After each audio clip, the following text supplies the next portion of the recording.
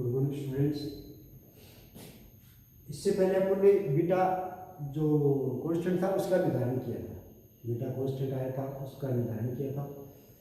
अब देखिए प्रोबेबिलिटी वालों पर एक क्वेश्चन आता है, काफ़ी बार आया हुआ है क्वेश्चन, जो प्रोबेबिलिटी वाले पार्ट होते हैं, एनर्जी बैंड वाले, एनर्जी जो डिफरेंस वाले पार्ट होते हैं, उस पर एक न्यूमेरिकल आता है। ठीक है, ये न्यूमेरिकल काफ़ी बार आया। Calculation the temperature of to obtain relativity probability E square and E. ठीक है ना, रिलेशन प्रोबेबिलिटी कितनी दे रखी है, ई एंड ई दे रखी है, यानी कि log P1 अपॉन P2 की वैल्यू कितनी दे रखी है, ई स्केयर एंड ई दे रखी है। दो कंडीशन अप्लाई कर रखी है। ठीक है, इन कंडीशनों पर T टेम्परेचर का मान निकालना है। एनर्जी डिफरेंस दे रखा है 4.8 10 की पावर माइनस 21। एनर्जी का जो डिफरेंस दे रखा है वो कितना दे रखा है, 4.8 इंटू 10 की पावर माइनस 21, ये एनर्जी का डिफरेंस दे रखा है। अब देखिए प्रोबेबिलिटी और ये वाले एनर्जी वाले में क्या रिलेशन है, वी नो दैट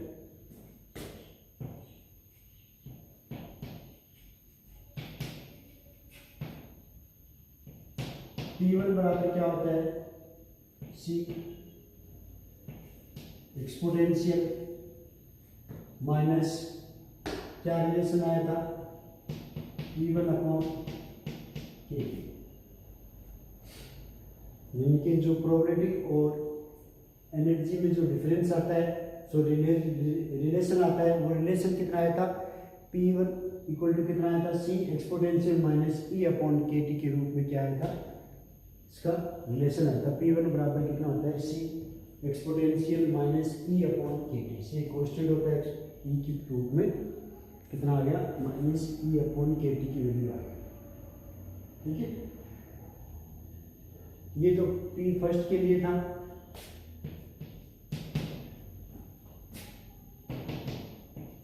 P2 के लिए कितना रहेगा, C exponential minus E2 upon KT, equation number second आएगा।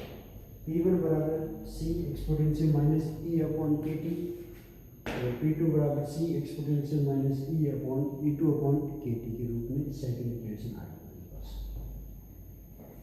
ठीक है, अब देखिए P1 अपॉन P2 क्या रिजल्ट आएगा, P1 अपॉन P2 यहाँ से क्या रिजल्ट आएगा, exponential E2 minus E1 upon KT आएगा, नहीं आएगा, इनके 1/2 कर दो, 1/2 करने पर क्या रिजल्ट आएगा, P1 upon P2 equal to exponential E2 minus E1 upon KT, equation number third आ गया मेरे पास ये। ठीक है, एंटीलॉग ले लीजिए।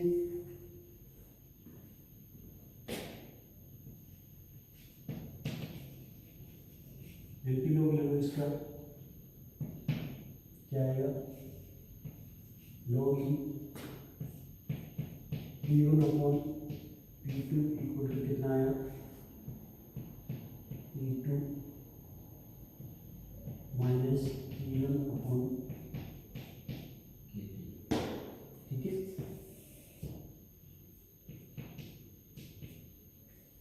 Calculate the temperature. ठीक है ना, किसकी कलेक्शन करना है, T का करना है, तो T बराबर कितना देगा, कितना आया, E2 minus E1 upon T log E P1 upon P2। ठीक है, तो T बराबर E2 minus E1 upon K log E P1 upon P2, ये किसकी वैल्यू आ गई, नेक्स्ट वैल्यू इक्वेशन नंबर 5 आ गई।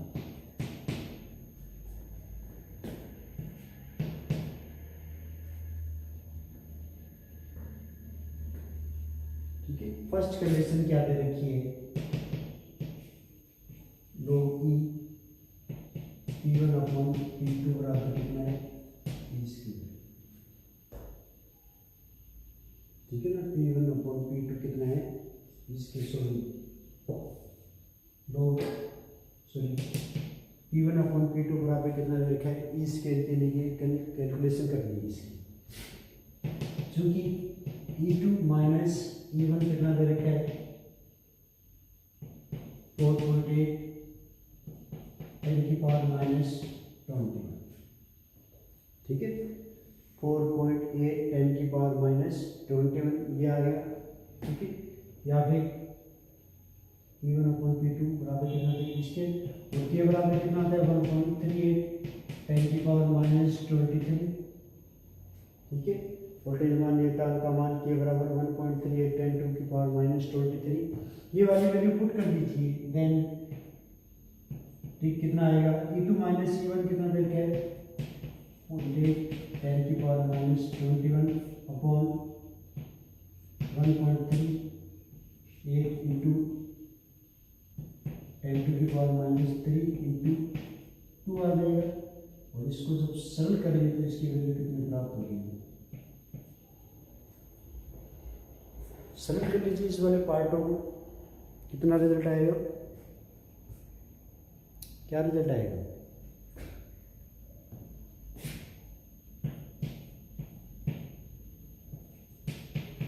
लगभग इसके आसपास आता है 1.173.91, ठीक है।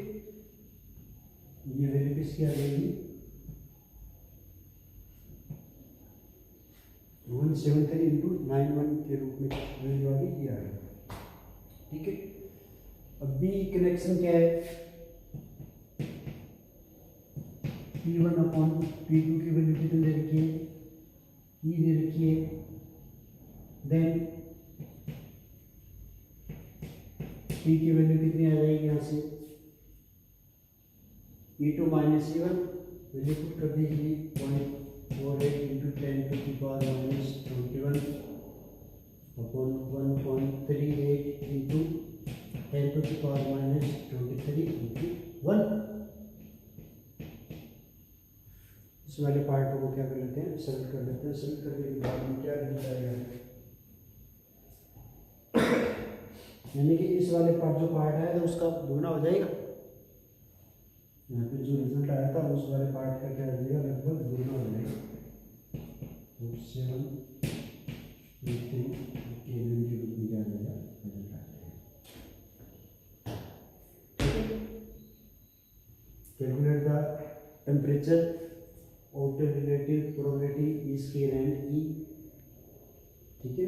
फॉर एनर्जी डिफरेंस कितना दे रखा है 4.8 इंटू 10⁻21, ठीक है। पहले तो इनमें रिलेशनशिप निकाल लीजिए, जैसे कि P1 क्या होता है C exponential minus E1/KT, P2 बराबर C exponential minus E2/KT, divided कर दीजिए, लॉग ले लीजिए, लॉग लेने पर P1/P2 बराबर E2 माइनस E1/KT आ जाएगा, और T की वैल्यू कितनी आ जाएगी P2 minus E1/K log E P1/P2, ठीक है।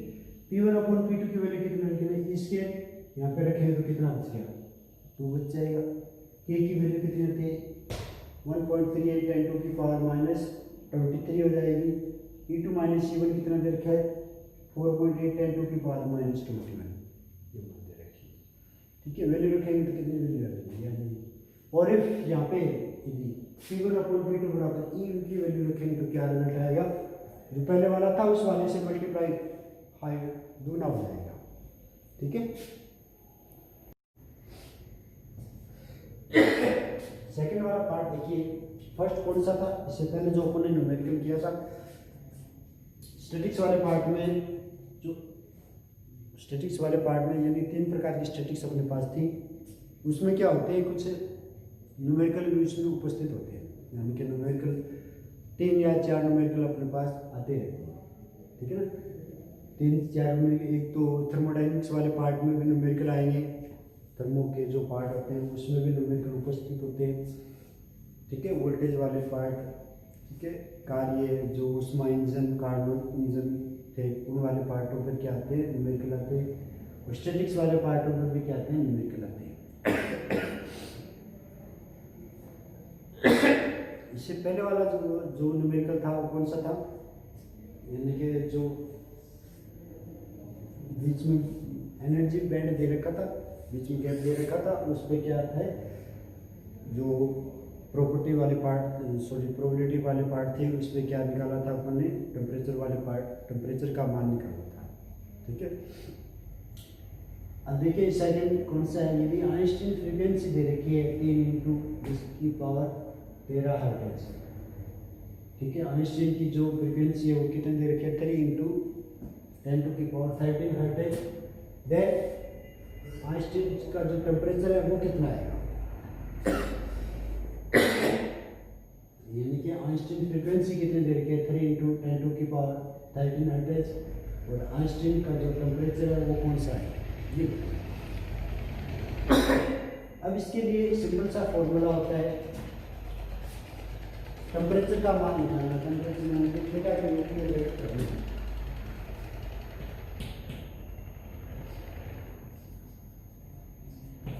ठीक है, थीटा ये बराबर कितना आता है, h/k। ठीक है, थीटा ई यानी कि जो आइंस्टीन टेम्परेचर है उसका मान अपने को निकालना है। ठीक है, और आइंस्टीन टेम्परेचर बराबर कितना होता है, सिंपल सा फॉर्मूला h/k। ठीक है, ये शायद 11 या 13 में एक बार क्वेश्चन आया हुआ। ठीक है, देन ई बराबर कितना आएगा, h/k के रूप में क्या आएगा, अपन को इसका रिजल्ट निकालना है। ठीक है, अब देखिए क्या क्या है, ये देखिए न्यू का मान कितना दे रखा है, फ्रीक्वेंसी, आइंस्टीन फ्रीक्वेंसी कितनी दे रखी है, 3×10⁻13 हर्ट्ज। न्यू बराबर कितना दे रखा है, 3×10⁻13 हर्ट्ज के रूप में क्या दे रखा है अपने को, फ्रीक्वेंसी दे रखी है। ठीक है, ये तो क्या है अपने पास, फ्रीक्वेंसी का मान। अब देखिए h का मान कितना होता है, प्लांक जो नियतांक होता है, देख प्लांक नियतांक पर एक क्वेश्चन भी आता है, यानी कि प्लांक नियतांक का मान निकालना होता है।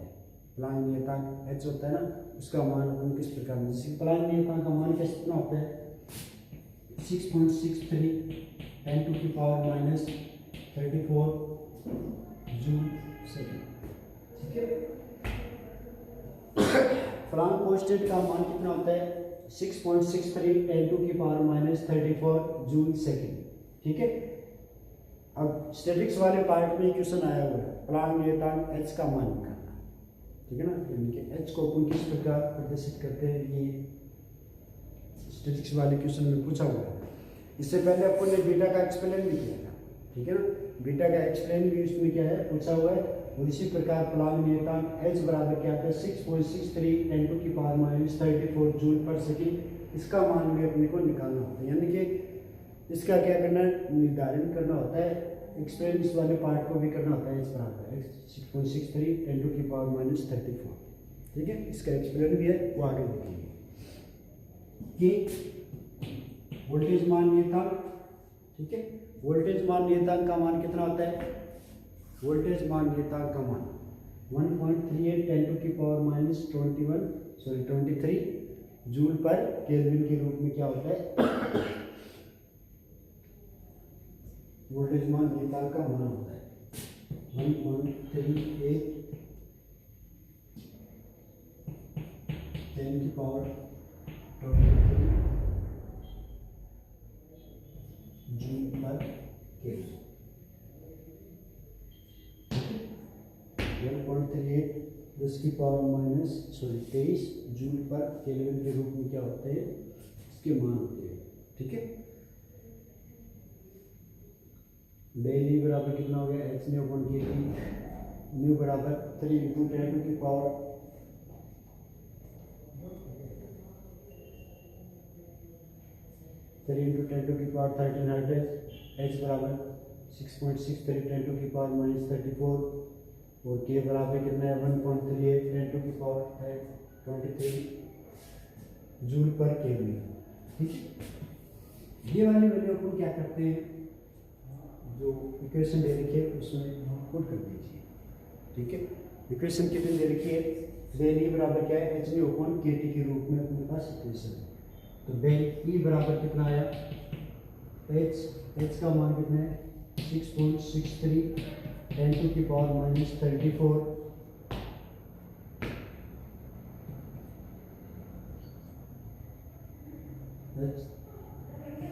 3 इंटू 10 टू की पावर 30 और नीचे कितना है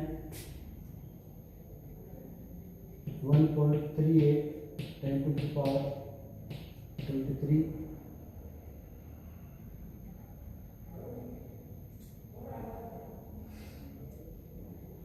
ठीक है, ये वाले मान अपने पास यहाँ पे प्रस्तुत है।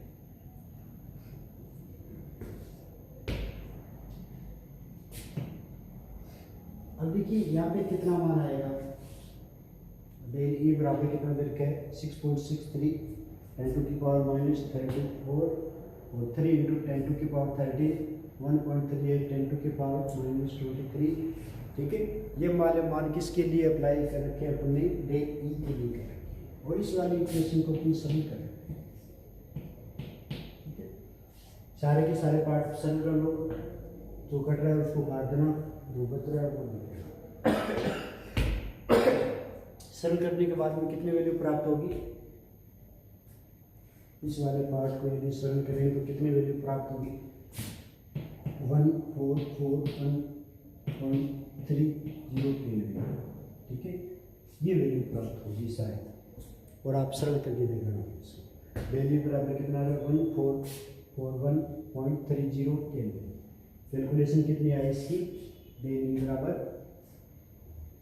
1441.30 केल्विन, यानी कि जो आइंस्टाइन का जो टेम्परेचर आया वो कितना आया है, ये वाला है। ठीक है ना, देख क्या रखा था अपने को, आइंस्टाइन फ्रीक्वेंसी दे रखी थी। ठीक है ना, आइंस्टाइन की फ्रीक्वेंसी कितनी है 3 इंटू 10 टू की पावर 30 हर्ट्ज, और आइंस्टाइन टेम्परेचर कितना आ रहा है वो अपने को निकालना है। ठीक है ना, आइंस्टाइन का जो टेम्परेचर आ रहा है वो वाला पार्ट अपने को निकालना है। डेल ई बराबर कितना आया h/kT, न्यू बराबर 3 इंटू 10 टू की पावर 13 हर्ट्ज, h बराबर 6.63 10 टू की पावर -34 जूल पर सेकेंड, और के बराबर 1.38 10 टू की पावर -23 जूल पर केल्विन। ठीक है, हाँ ये वाली वैल्यू अपनी जो फॉर्मूला था अपने पास डेल ई बराबर क्या है h/kT। ठीक है ना, इस वाले के अंदर अपन क्या कर देंगे, इस वाली फॉर्मूले को पुट कर देंगे और अपने पास क्या आ जाएगा, इसका रिजल्ट आ जाएगा। यानी कि जो फ्रीक्वेंसी देने के बाद में अपने को क्या है निकालना था, डेल ई बराबर क्या है टेम्परेचर निकालना था, वो अपने पास टेम्परेचर अपने पास यहाँ पे शो हो जाएगा। ठीक है, ये तो क्या था, इससे पहले वाला विकल्प कौन सा था, इससे पहले वाला भी टेम्परेचर पे डिपेंड था। ठीक है ना, वो प्रोबेबिलिटियों वाले पार्ट पे आधारित था, प्रोबेबिलिटियाँ दे रखी थी। ठीक है, उसके बाद में उसका मान निकाला गया था, और ये वाले किस पर आधारित है, फ्रीक्वेंसी दे रखी है, फ्रीक्वेंसी के बाद में जो बोस आइंस्टीन है, ठीक है, उस वाली फ्रीक्वेंसी आधारित उस पर आधारित होता है। ये डेल ई बराबर क्या होता है h/kT। ठीक है, बोस आइंस्टीन जो टेम्परेचर आएगा उसका मान निकालना है। ठीक है, आइंस्टीन फ्रीक्वेंसी आ गई 3 इंटू 10 टू की पावर 13 हर्ट्ज, और आइंस्टीन टेम्परेचर आ गया। ठीक है।